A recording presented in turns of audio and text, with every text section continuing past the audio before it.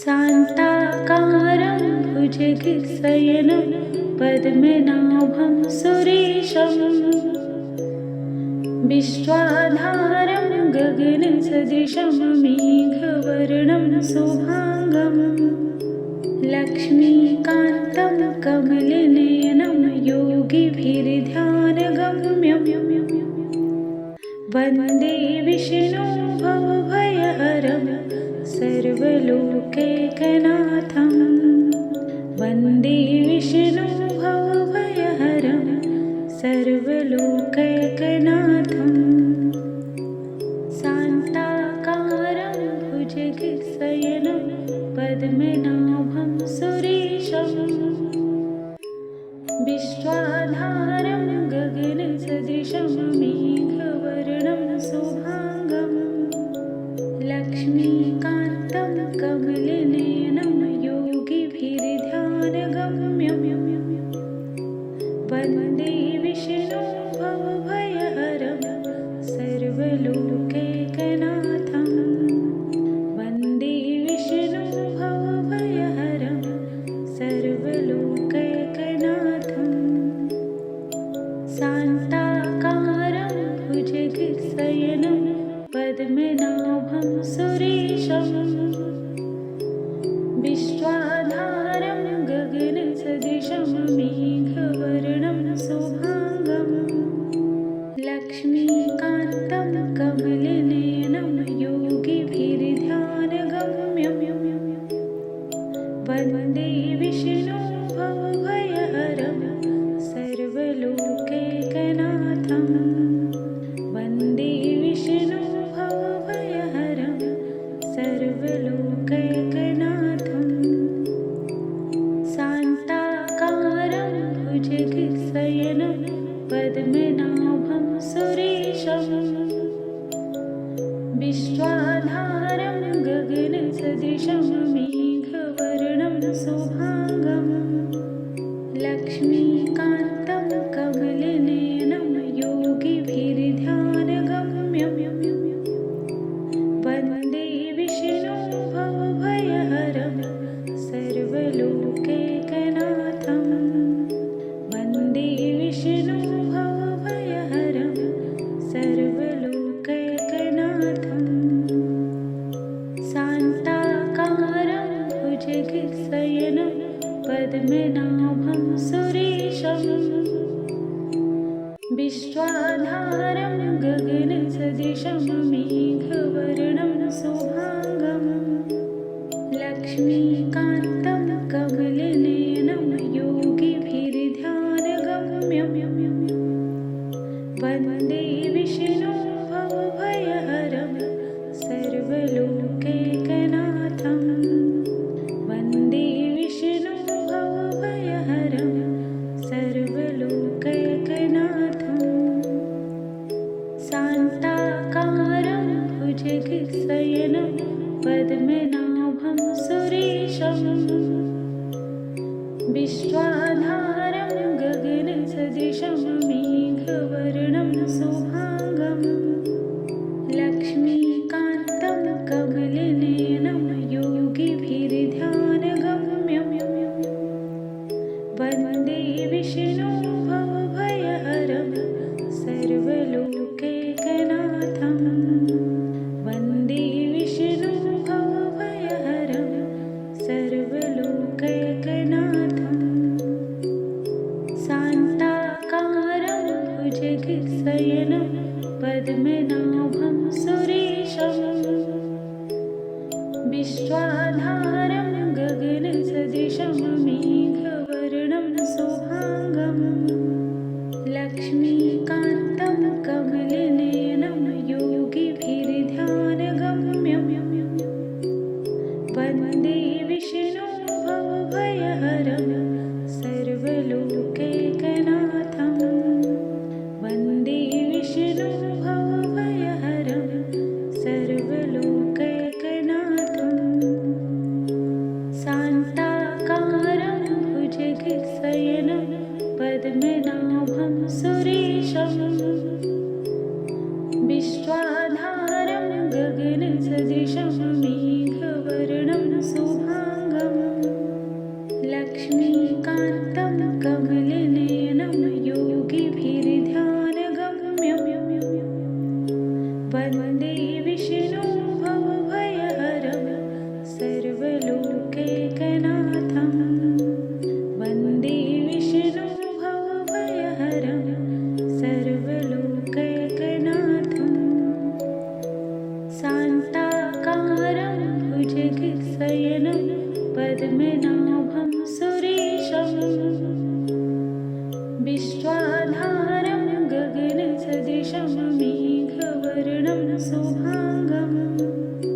लक्ष्मीकान्तं कमलनयनं योगिभिर्ध्यानगम्यं वन्दे विष्णुं भवभयहरं सर्वलोकैकनाथं वन्दे विष्णुं भवभयहरं सर्वलोकैकनाथं शान्ताकारं भुजगशयनं पद्मनाभं सुरेशं विश्वाधारं गगनसदृशं मेघवर्णं शुभाङ्गं लक्ष्मीकान्तं कमलनयनं योगिभिर्ध्यानगम्यं वन्दे विष्णुं भवभयहरं सर्वलोकैकनाथं वन्दे विष्णुं भवभयहरं सर्वलोकैकनाथं शान्ताकारं भुजगशयनं पद्मनाभं सुरेशं विश्वाधारं गगनसदृशं मेघवर्णं शुभाङ्गं लक्ष्मीकान्तं कमलनयनं योगिभिर्ध्यानगम्यं वन्दे विष्णुं भवभयहरं सर्वलोकैकनाथं वन्दे विष्णुं भवभयहरं सर्वलोकैकनाथं शान्ताकारं भुजगशयनं पद्मनाभं सुरेशं विश्वाधारं गगनसदृशं मेघवर्णं शुभाङ्गं लक्ष्मीकान्तं कमलनयनं योगिभिर्ध्यानगम्यं वन्दे विष्णुं भवभयहरं सर्वलोकैकनाथं वन्दे विष्णुं भवभयहरं सर्वलोकैकनाथं शान्ताकारं भुजगशयनं पद्मनाभं सुरेशं विश्वाधारं गगनसदृशं मेघवर्णं शुभाङ्गं लक्ष्मीकान्तं कमलनयनं योगिभिर्ध्यानगम्यं वन्दे विष्णुं भवभयहरं सर्वलोकैकनाथं वन्दे विष्णुं भवभयहरं सर्वलोकैकनाथं शान्ताकारं भुजगशयनं पद्मनाभं सुरेशं विश्वाधारं गगनसदृशं मेघवर्णं शुभाङ्गं लक्ष्मीकान्तं कमलनयनं योगिभिर्ध्यानगम्यं वन्दे विष्णुं भवभयहरं सर्वलोकैकनाथं वन्दे विष्णुं भवभयहरं सर्वलोकैकनाथं शान्ताकारं भुजगशयनं पद्मनाभं सुरेशं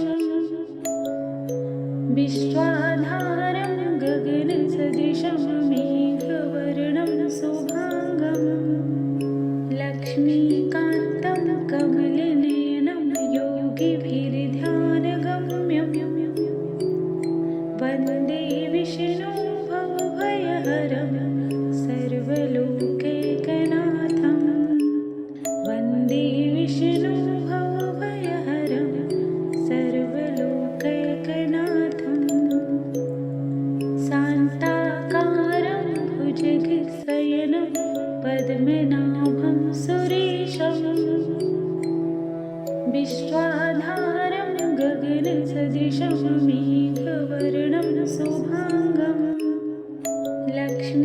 लक्ष्मीकान्तं कमलनयनं योगिभिर्ध्यानगम्यं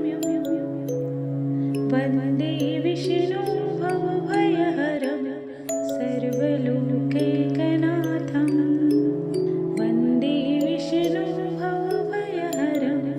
सर्वलोकैकनाथं शान्ताकारं भुजगशयनं पद्मनाभं सुरेशं विश्वाधारं गगनसदृशं मेघवर्णं शुभाङ्गं लक्ष्मीकान्तं कमलनयनं योगिभिर्ध्यानगम्यं वन्दे विष्णुं भवभयहरं सर्वलोकैकनाथं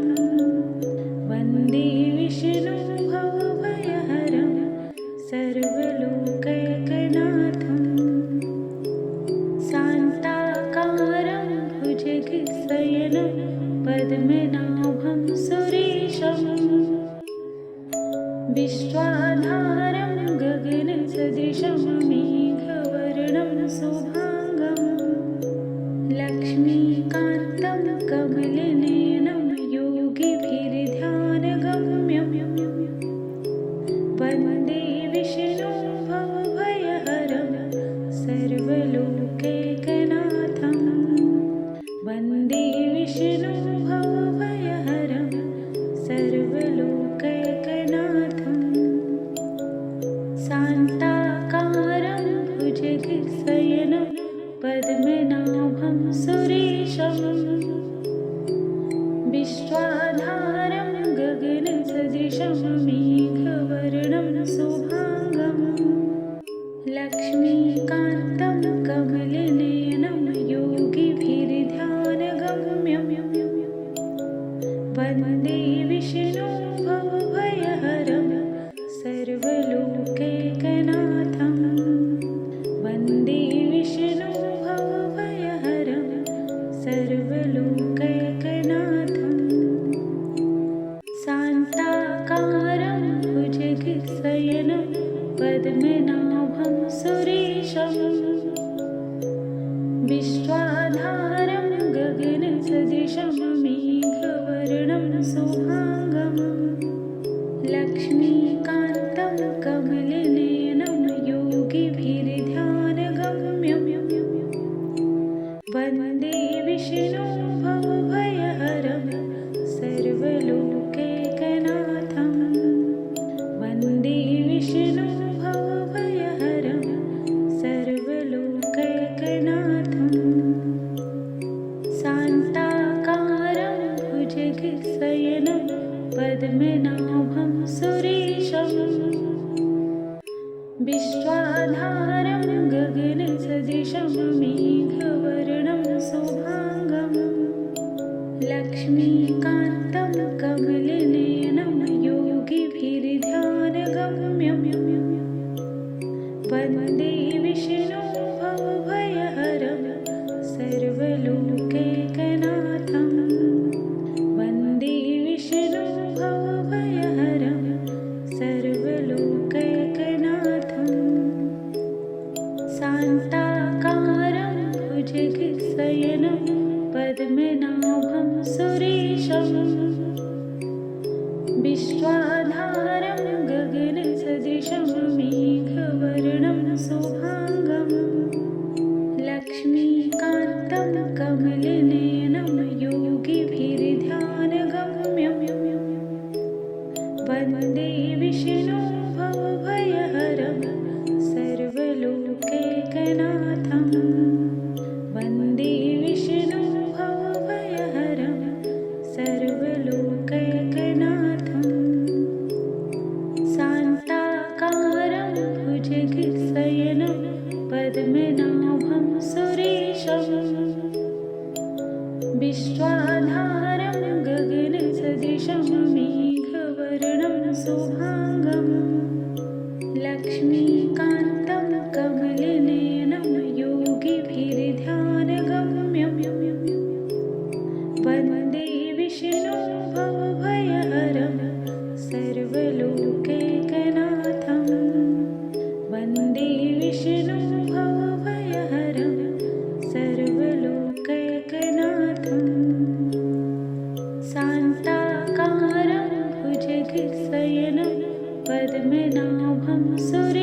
सदृशम् विश्वाधारं गगनसदृशं मेघवर्णं शुभाङ्गम् लक्ष्मीकान्तं कमलनयनं योगिभिर्ध्यानगम्यम् वन्दे विष्णुं भवभयहरं सर्वलोकैकनाथं वन्दे विष्णुं भवभयहरं सर्वलोकैकनाथं शान्ताकारं भुजगशयनं पद्मनाभं सुरेशं विश्वाधारं गगनसदृशं मेघवर्णं शुभाङ्गम् लक्ष्मीकान्तं कमलनयनं योगिभिर्ध्यानगम्यम् वन्दे विष्णुं भवभयहरं सर्वलोकैकनाथं वन्दे विष्णुं भवभयहरं सर्वलोकैकनाथं शान्ताकारं भुजगशयनं पद्मनाभं सुरेशं विश्वाधारं गगनसदृशं मेघवर्णं शुभाङ्गम् लक्ष्मीकान्तं कमलनयनं योगिभिर्ध्यानगम्यम् वन्दे विष्णुं भवभयहरं सर्वलोकैकनाथं वन्दे विष्णुं भवभयहरं सर्वलोकैकनाथं शान्ताकारं भुजगशयनं पद्मनाभं सुरेशं विश्वाधारं गगनसदृशं मेघवर्णं शुभाङ्गम् लक्ष्मीकान्तं कमलनयनं योगिभिर्ध्यानगम्यम् वन्दे विष्णुं भवभयहरं सर्वलोकैकनाथं वन्दे विष्णुं भवभयहरं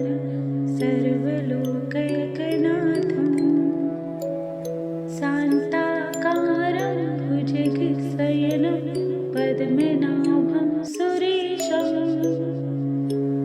विश्वाधारं गगनसदृशं मेघवर्णं शुभाङ्गम् लक्ष्मीकान्तं कमलनयनं योगिभिर्ध्यानगम्यम् वन्दे विष्णुं भवभयहरं सर्वलोकैकनाथं वन्दे विष्णुं भवभयहरं सर्वलोकैकनाथं शान्ताकारं भुजगशयनं पद्मनाभं सुरेशं विश्वाधारं गगनसदृशं मेघवर्णं शुभाङ्गम् लक्ष्मीकान्तं कमलनयनं योगिभिर्ध्यानगम्यम् वन्दे विष्णुं भवभयहरं सर्वलोकैकनाथं वन्दे विष्णुं भवभयहरं सर्वलोकैकनाथं शान्ताकारं भुजगशयनं पद्मनाभं सुरेशं विश्वाधारं गगनसदृशं मेघवर्णं शुभाङ्गम् लक्ष्मीकान्तं कमलनयनं योगिभिर्ध्यानगम्यम् वन्दे विष्णुं भवभयहरं सर्वलोकैकनाथं वन्दे विष्णुं भवभयहरं सर्वलोकैकनाथं शान्ताकारं भुजगशयनं पद्मनाभं सुरेशं विश्वाधारं गगनसदृशं मेघवर्णं शुभाङ्गम् लक्ष्मीकान्तं कमलनयनं योगिभिर्ध्यानगम्यम् विष्णु भवभयहरं सर्वलोकैकनाथं वन्दे विष्णु भवभयहरं सर्वलोकैकनाथं शान्ताकारं भुजगशयनं पद्मनाभं सुरेशं विश्वाधारं गगनसदृशं मेघवर्णं शुभाङ्गं लक्ष्मीकान्तं कमलनयनं योगिभिर्ध्यानगम्यं वन्दे विष्णु भवभयहरं सर्वलोकैकनाथं वन्दे विष्णु भवभयहरं सर्वलोकैकनाथं शान्ताकारं भुजगशयनं पद्मनाभं सुरेशं विश्वाधारं गगनसदृशं मेघवर्णं शुभाङ्गं लक्ष्मीकान्तं कमलनयनं योगिभिर्ध्यानगम्यं वन्दे विष्णु